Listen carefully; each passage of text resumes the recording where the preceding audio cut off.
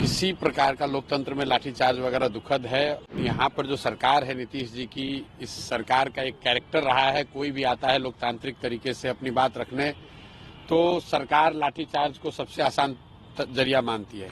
जो पूरा हल्ला हंगामा हुआ वो नॉर्मलाइजेशन को लेकर हुआ है और मुझे लगता है कि इसके लिए सरकार का दोष इतना ही है कि उन्होंने समय रहते लिखित में उसको क्लियर नहीं किया। सरकार की लापरवाही की वजह से ये सारी परेशानी हुई, क्योंकि सरकार को वो करना ही नहीं था। सरकार अभी क्लैरिफाई कर चुकी है कि हमें नॉर्मलाइज नहीं करना था। सरकार की जो कार्यशैली है, किसी बात को समय रहते क्लियर न करना, कोई आ गया डिमांड करने तो उस पर लाठीचार्ज करना या उससे बातचीत न करना, तो दुखद है, नहीं होना चाहिए।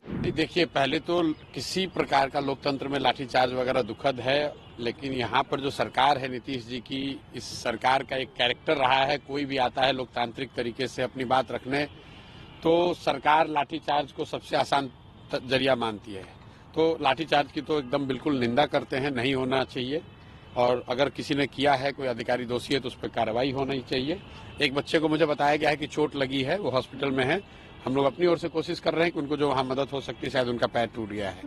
जहाँ तक विषय की बात है, तो जो पूरा हल्ला हंगामा हुआ वो नॉर्मलाइजेशन को लेकर हुआ है और मुझे लगता है कि इसके लिए सरकार का दोष इतना ही है कि उन्होंने समय रहते लिखित में उसको क्लियर नहीं किया। क्योंकि कल तो सरकार ने, अब जब हंगामा होने के बाद बता रहे हैं कि नहीं ऐसी कोई बात नहीं है, एग्जाम एक ही पेपर से होगा या कोई इसमें नॉर्मलाइजेशन की बात नहीं, तो मामला वो खत्म है।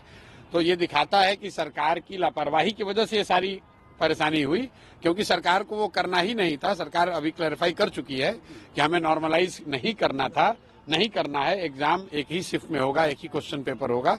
तो एज सच कोई मामला नहीं है। लेकिन कल जो बात हुई वो सरकार की जो कार्यशैली है, किसी बात को समय रहते क्लियर न करना, कोई आ गया डिमांड करने तो उस पर लाठीचार्ज करना या उससे बातचीत न करना, तो दुखद है, नहीं होना चाहिए। लेकिन दो मांगे हैं अभ्यर्थी की। एक मांग तो थी सर्वर को वापस से आप रिओपन नहीं, देखिए वो सर्वर की मांग नहीं है। अभ्यर्थियों की, कुछ अभ्यर्थियों की शायद, जहाँ मुझे मेरी जो समझ बनी है कि वो ये चाहते हैं कि फॉर्म भरने के लिए डेट को और एक्सटेंड किया जाए। सरकार का ऐसा कहना है कि पहले ही एक बार डेट एक्सटेंड किया जा चुका है 20-22 दिनों के लिए। तो मुझे लग रहा है कि ज्यादातर लोगों को चूंकि एक बार अवसर दे दिया गया है तो फिर से अब उसका डेट एक्सटेंड करना नहीं करना वो सरकार का निर्णय है। कि सरकार करे तो कोई दिक्कत नहीं है, लेकिन अगर किसी वजह से सरकार नहीं करना चाह रही है, क्योंकि लॉजिस्टिकली कई चीजें चेंज करनी पड़ेंगी, तो वो कोई बहुत बड़ी बात नहीं है। विद्यार्थियों पर या समाज के किसी वर्ग के बात पर, प्रोटेस्ट पर, उनके लोकतांत्रिक अधिकार पर लाठीचार्ज कराना वो एक तरह से गलत है। और ये हुआ इसलिए कि सरकार ने समय रहते हुए अपनी स्थिति को उन्होंने क्लैरिफाई नहीं किया। अगर उन्होंने क्लैरिफाई कर दिया होता तो बच्चे यहाँ जमा नहीं होते, ये लाठीचार्ज जैसी कोई गलत काम हुआ नहीं होता। ममता बनर्जी ने कहा है कि अगर कांग्रेस नहीं लीड कर सकती है तो टीएमसी की जो लीडर है ममता बनर्जी, वो इंडिया ब्लॉक को लीड करेंगी। भाई, ममता जी सीनियर लीडर हैं, वो इंडिया कोalition वाले लीडर वाले जाने कि कौन लीड करेगा कौन नहीं करेगा, हम उस पर क्या टिप्पणी कर सकते हैं। कोई भी जो गठबंधन है, कोई गठबंधन या कोई कोalition है, ये उनका इंटरनल मामला है कि वो उसको कौन लीड करेगा।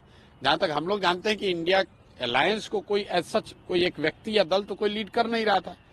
अभी जब पिछले 1.5-2 बरस से जब से इंडिया अलायंस बना है, उसमें कोई एक व्यक्ति को नियुक्त नहीं किया गया है कि कोई संयोजक के तौर पे। आप लोग तो देखा, नीतीश कुमार उस गठबंधन में थे, संयोजक बनने गए थे, लोगों ने इनको बनाया नहीं तो बेचारे रूठ के फिर वापस चले आए।